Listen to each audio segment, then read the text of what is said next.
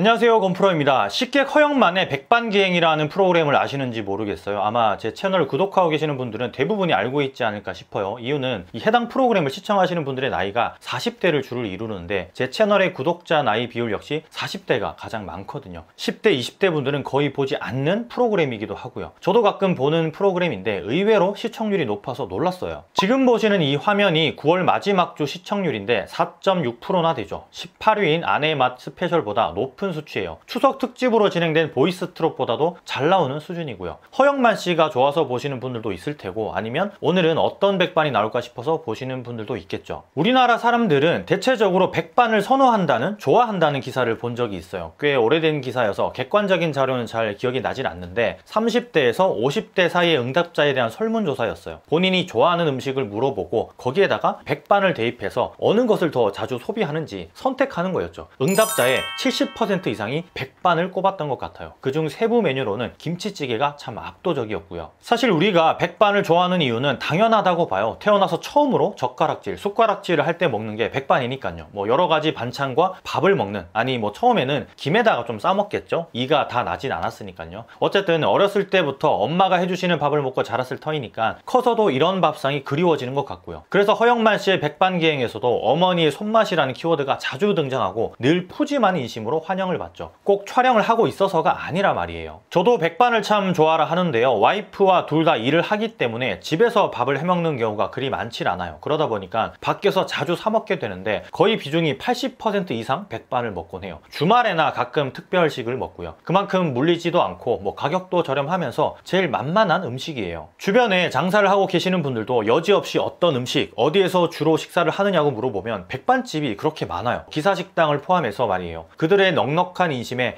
내가 팔고 있는 건 좀 진짜 도둑놈 심보이구나 하는 걸 느낀다면서 아주 가성비 있다고 하죠, 백반이. 백반집이 창업적인 관점으로 보면 경쟁력이 있는 아이템은 맞아요. 다만 너무나 힘들죠. 마진도 박하고요. 웬만한 뚝심 아니면 버텨내질 못하는 종목이기도 해요. 그래서 가맹사업을 하는 프랜차이즈 중에서는 백반집을 모델로 하는 곳이 거의 없을 정도예요. 본사에서 컨트롤할 수준의 가게가 아니기 때문에요. 개인적으로 백반집의 가격이 너무 저렴한 곳이 많다는 생각인데 이 집은 1,000원도 올려도 괜찮을 것 같은데 하는 곳이 수도 없이 많았어요. 그런데 올리지 못하는 이유도 있었어요. 이건 여러 사장님들도 공감을 하실 텐데 뭐 짧게 정리하자면 딱 3가지예요. 첫 번째가 그 정도의 값어치가 아닌 것 같아서, 두 번째가 주변 가게들과 비교하면 비싼 것 같아서, 세 번째는 단골들 때문에라도 올리고 싶지 않아서예요. 이 3가지에는 하나의 공통점이 있는데요. 무언 줄 아세요? 네, 너무 사장님들이 겸손하시다는 거예요. 그리고 본인이 하는 수고스러움을 생각지 않고 오로지 손님만 생각하는 마음. 전 1,000원이라도 꼭 좀 올렸으면 해서 가는 백반집마다 가끔씩 말씀을 드리곤 하는데 좀 오바를 하는 건가요, 제가?